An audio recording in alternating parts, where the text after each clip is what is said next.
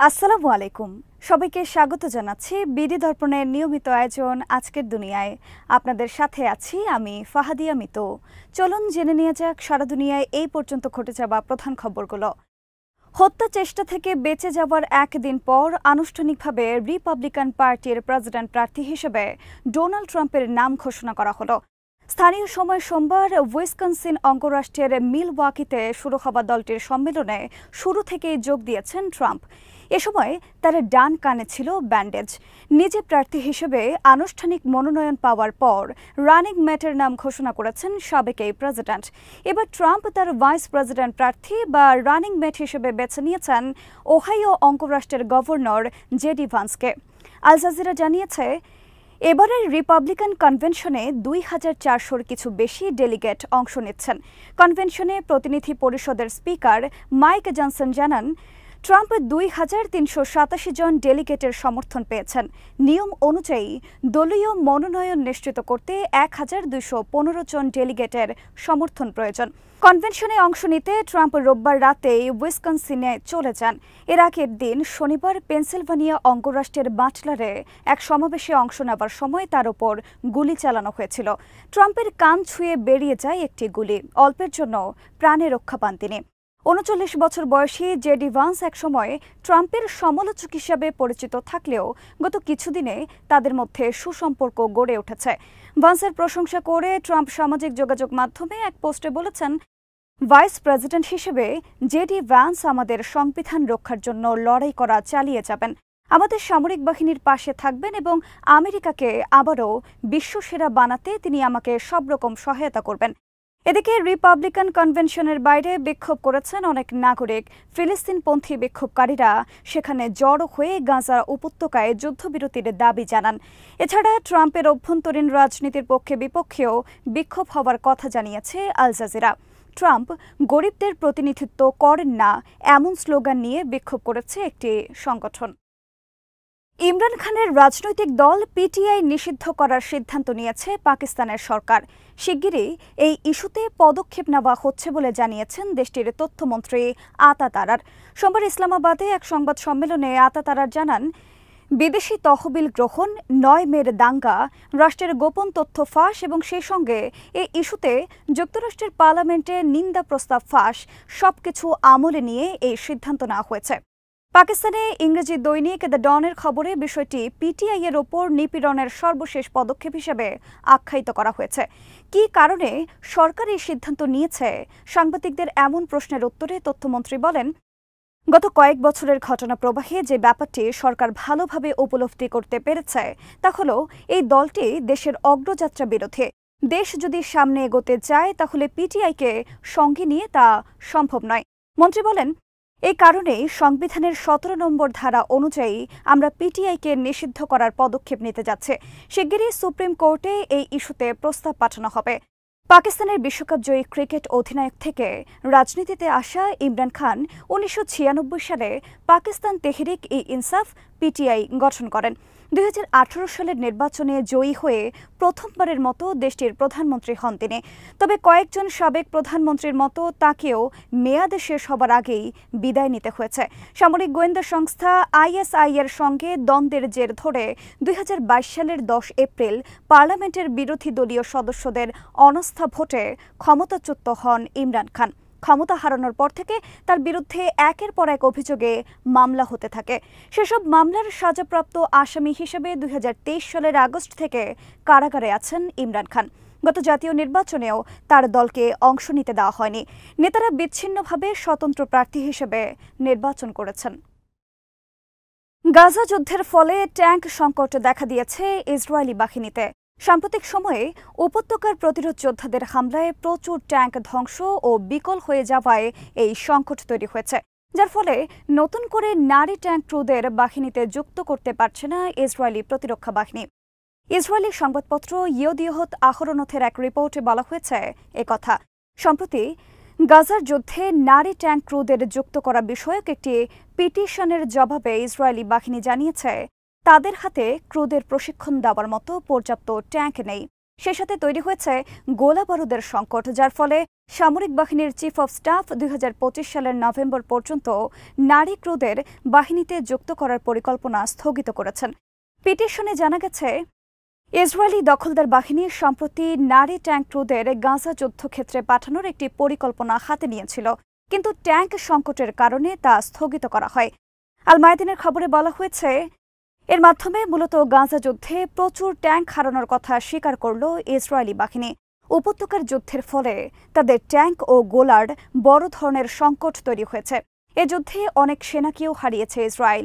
Supreme কোর্টে দায়ের করা পিটিশনের জবাবে ইসরায়েলি সামরিক বাহিনী বলেছে, বাহিনীতে নতুন ট্যাঙ্ক ক্রু যুক্ত করার একাধিক বাধা রয়েছে। ট্যাঙ্কের সংকট, গোলাবারুদের সংকট ছাড়া বাহিনীর শূন্য পদগুলো পূরণে নতুন করে লোক নিয়োগ দেওয়া দরকার।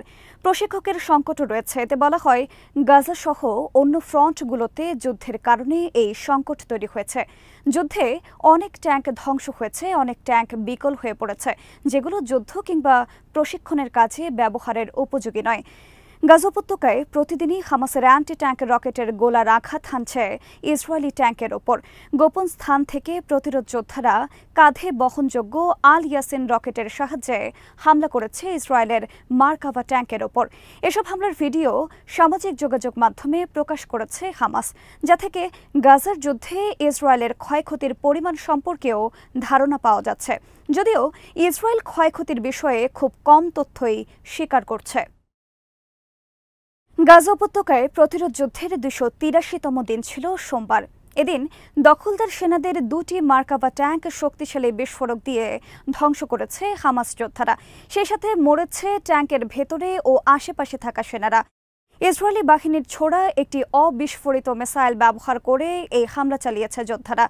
হামাসের সামরিক শাখা আল কাসাম ব্রিগেডসের এক বিবৃতিতে বলা হয়েছে, যুদ্ধক্ষেত্র থেকে ফেরা আমাদের যোদ্ধারা নিশ্চিত করেছেন, গাজা সিটির তালাল হাওয়া এলাকার ১৭ নম্বর গোল চত্বরের কাছে ইসরায়েলি বাহিনীর একটি অবিস্ফোরিত মিসাইল ব্যবহার করে দুটি ট্যাঙ্ক ধ্বংস করা হয়েছে।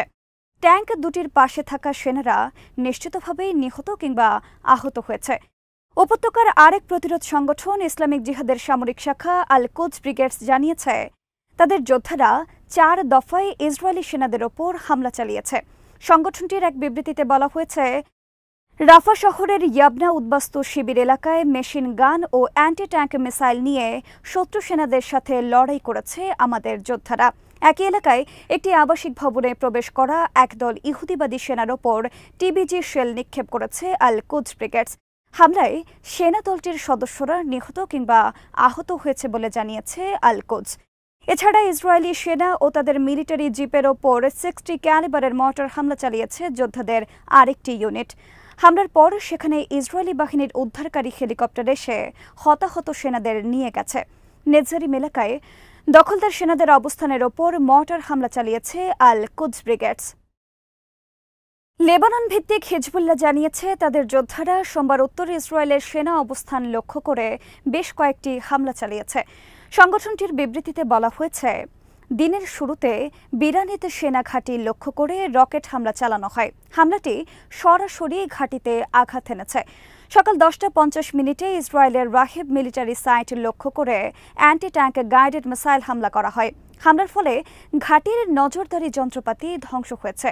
দিনের শেষ দিকে আলে সোমাকা ঘাঁটি লক্ষ্য করে আর্টিলারি হামলা চালায় হিজবুল্লাহ।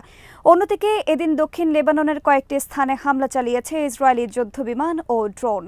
ইহুদিবাদী সেনারা আর্টিলারি হামলাও চালিয়েছে হিজবুল্লাহর অবস্থান লক্ষ্য করে। নির্বিচার ইসরায়েলি হামলায় দক্ষিণ লেবাননে 2 জন বেসামরিক লোক নিহত হয়েছেন। যুদ্ধের শুরু থেকেই ইসরায়েলি হামলায় এখন পর্যন্ত কয়েক ডজন লেবানিজ বেসামরিক লোক নিহত হয়েছে। ইসরায়েলি বাহিনী হিজবুল্লাহর অবস্থানে হামলার নামে বেসামরিক লোকদের বাড়িঘরে হামলা চালিয়ে তাদের হত্যা করেছে। এদিকে ইয়েমেনের হুথি আনসারুল্লাহ গ্রুপের মুখপাত্র ইয়াহিয়া সারি জানিয়েছেন, তাদের যোদ্ধারা লোহিত সাগর ও ভূমধ্য সাগরে থাকা 2টি তেলবাহী জাহাজে হামলা চালিয়েছে। হুথি মুখপাত্র বলেন, প্রথমে লোহিত সাগরে একটি ট্যাঙ্কারে হামলা চালায় হুথি যোদ্ধারা। এরপর ইসলামিক রেজিস্ট্যান্স ইরাকের সাথে যৌথভাবে ভূমধ্য সাগরে থাকা আরেকটি ট্যাঙ্কারে হামলা চালানো হয়। প্রথম হামলাটিতে বেশ কয়েকটি আত্মঘাতী ড্রোন ও ব্যালিস্টিক মিসাইল ছোড়া হয় বলে তিনি জানান। ইয়াহিয়া সারি আরও জানান, নিষেধাজ্ঞা অমান্য করায় জাহাজগুলোর ওপর হামলা করা হয়েছে।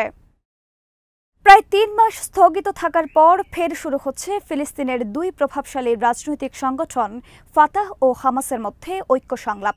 দুই সংগঠনের একাধিক সিনিয়র নেতা রয়টার্সকে এই তথ্য নিশ্চিত করেছেন। নেতারা জানিয়েছেন, জুলাই মাসের শেষ দিকে শুরু হবে সংলাপ। আগের মতোই দুই পক্ষের বৈঠক বসছে বেইজিংয়ে। গাজা, পশ্চিম তীর এবং পূর্ব জেরুজালেম এই ৩ ভূখণ্ডের সমন্বয়ে গঠিত ফিলিস্তিন ২০০৭ সাল থেকে গাজা উপত্যকার নিয়ন্ত্রণ করছে হামাস। অন্যদিকে পশ্চিম তীর ও পূর্ব জেরুজালেমে ক্ষমতায় রয়েছে ফাতাহ আন্দোলন। ফিলিস্তিনের প্রেসিডেন্ট মাহমুদ আব্বাস ফাতাহ আন্দোলনের শীর্ষ নেতা। দুই সংগঠনের মধ্যে বিরোধিতার প্রধান ইস্যু স্বাধীনতা অর্জনের পন্থা নিয়ে। ফাতাহ সংলাপ ও রাজনৈতিক তৎপরতার ভিত্তিতে স্বাধীন ফিলিস্তিন রাষ্ট্র প্রতিষ্ঠার পক্ষে, অন্যদিকে হামাস বিশ্বাস করে সশস্ত্র সংগ্রামের মাধ্যমেই কেবল ফিলিস্তিনের স্বাধীনতা ও সার্বভৌমত্ব অর্জন সম্ভব। ২০০৭ সাল থেকে গাজা উপত্যকা শাসন করছে হামাস। ২০০৬ সালে তারা পুরো ফিলিস্তিনে ভোটে জিতে সরকার গঠন করলেও পশ্চিমা বিশ্বের চাপের মুখে পশ্চিম তীরের ক্ষমতা ছেড়ে দিয়ে শুধু গাজার শাসন করে আসছে। আর পশ্চিম তীরের শাসন ক্ষমতায় রয়েছে মাহমুদ আব্বাসের ফাতাহ আন্দোলন। ফিলিস্তিনে ব্যাপক জনপ্রিয়তা থাকলেও পশ্চিমা বিশ্বের কাছে হামাসের গ্রহণযোগ্যতা নেই। তারা হামাসকে সন্ত্রাসী সংগঠন আখ্যা দিয়েছে। অন্যদিকে ফাতাহ আন্দোলনের নেতৃত্বাধীন জোট আন্তর্জাতিক পরিমণ্ডলে ফিলিস্তিনের বৈধ শাসক হিসেবে স্বীকৃত।